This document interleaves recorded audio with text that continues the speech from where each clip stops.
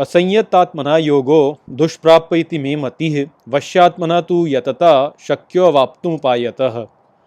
Hello friends, this is the 36th shlok of the 6th chapter of Bhagavad Gita, and today we will understand this shlok in detail. So let's first go over its meaning. So the shlok says, Asanyatatmana yogo, which means yoga with a controlled mind, dushprapapi iti me mati, which means is difficult to achieve in my opinion. Vashyatmana tu yatata, which means control of mind with effort. Shakyo avaptumupayatah, which means becomes possible to achieve by some means.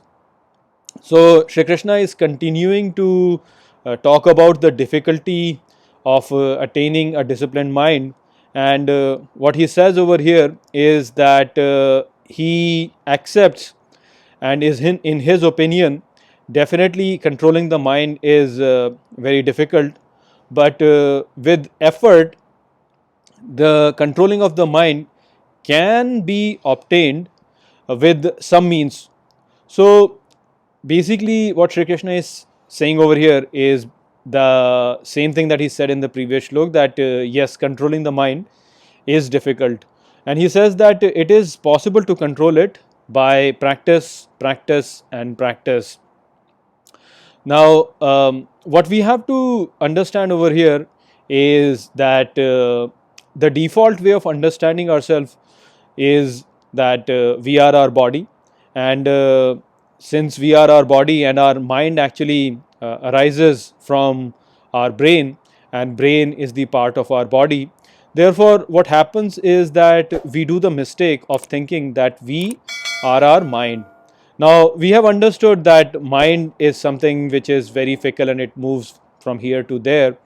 So different kind of thoughts actually arise in our mind, and with that what happens is that we start identifying with those thoughts.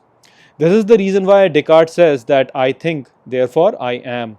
So he has misunderstood that because of the same phenomena he has identified himself with his thoughts, and therefore he is saying that I think, therefore I am. He should actually be saying the other way, that I am, therefore I think, because mind actually is just an instrument that we use.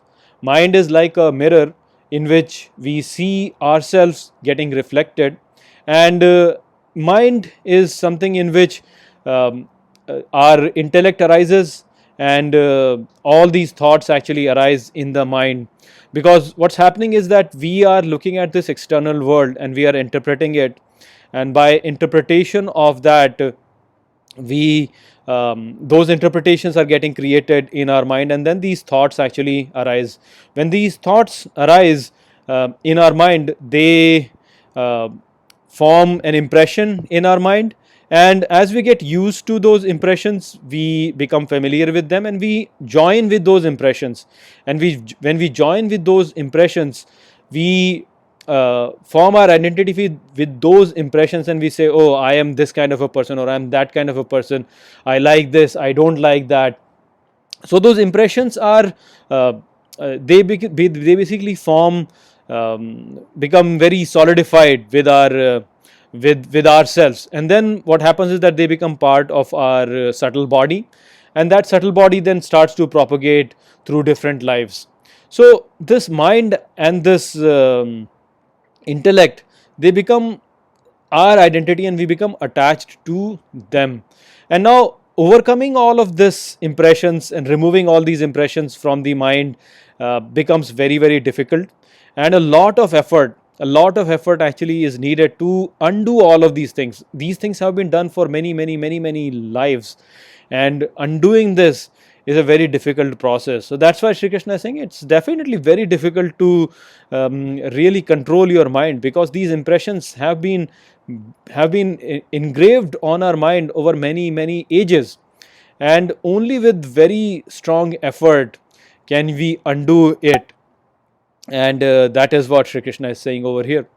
So I hope that I have explained this shlok well to you. With that, I'll close this video. I will see you all in the next video. Take care.